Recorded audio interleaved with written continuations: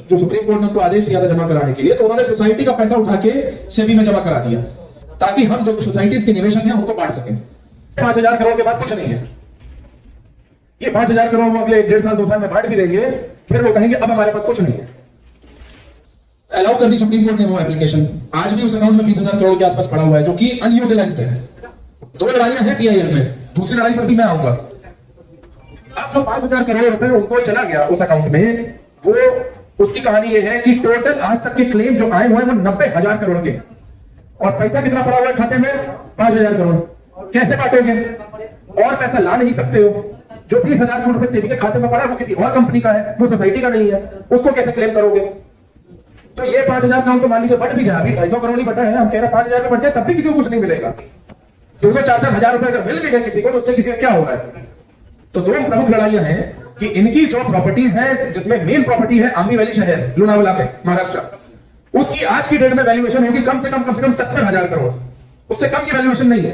आज अगर उसको ऑप्शन बेचने जाएंगे तो गिरी मरी हालत में 60 से 70,000 करोड़ रुपए की रिकवरी हो सकती है। वो क्यों नहीं अभी तक अटैच हुई है प्रॉपर्टी? इनका अपना शहर जिसमें सुब्रत रॉय खुद रहते थे, इनके तमाम ऑफिसेस, इनके पर्सनल अकाउंट्स, और दूसरा जो सेबी में 20,000 करोड़ रुपए पड़ा हुआ है वो क्यों ना उठा के कोऑपरेटिव सोसाइटीज के निवेशकों को बांट दिया जाए? क्योंकि आज लगभग वो जो पैसा पड़ा है वो सहारा हाउसिंग और सहारा रियल एस्टेट के निवेशकों का है। सहारा कमर्शियल कॉर्पोरेशन, सहारा फाइनेंशियल कॉर्पोरेशन जो आपने बताया, 8-9 साल हो गए उस पैसे को पड़े हुए, ज्यादा ही हो गए। 2012 में राधाकृष्णन का जजमेंट आया था, जस्टिस के.एस. राधाकृष्णन का, जिसमें उन्होंने कहा था कि जिसमें ही उसी जजमेंट में सुब्रत रॉय अंदर गए थे और उसके बाद ही उन्होंने सेबी में पैसे जमा कराना शुरू किया था। 2012-13 की बात है। तो आज लगभग 10-12 साल हो गए, आज भी उस खाते में 20,000 करोड़ रुपए पड़ा हुआ है, कोई लेने नहीं आ रहा है। तो जब 12 साल तक कोई लेने नहीं आया तो ये क्यों ना मान लिया जाए कि उस कंपनी के निवेशक है ही नहीं, वो सारे निवेशक कन्वर्ट कर दिए गए हैं।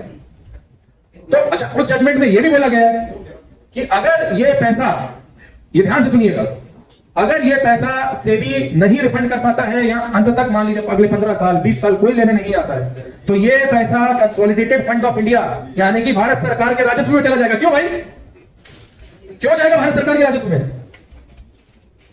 सहारा क्रेडिट कोऑपरेटिव, सहारा कमर्शियल कॉर्पोरेशन, सहारा फाइनेंशियल कॉर्पोरेशन, सहारा इंडिया रियल एस्टेट है तो सब सहारा की ही।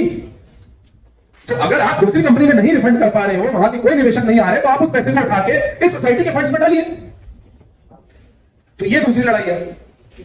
अब ये सारी चीजें इसी पीआईएल में कवर होंगी कि इनकी तमाम प्रॉपर्टीज का जब तक अटैचमेंट नहीं होएगा, चाहे आंबी वैली हो गई, चाहे इनके कार्यालय हो गए, इनके घर हो गए, इनके पर्सनल अकाउंट्स हो गए, इनके गाड़ियां हो गई, इनके जमीनें हो गई, जब तक इनकी जमीन, इनके मकान, इनके ऑफिस अटैच नहीं होंगे तब तक ये रास्ता बड़ा मुश्किल है।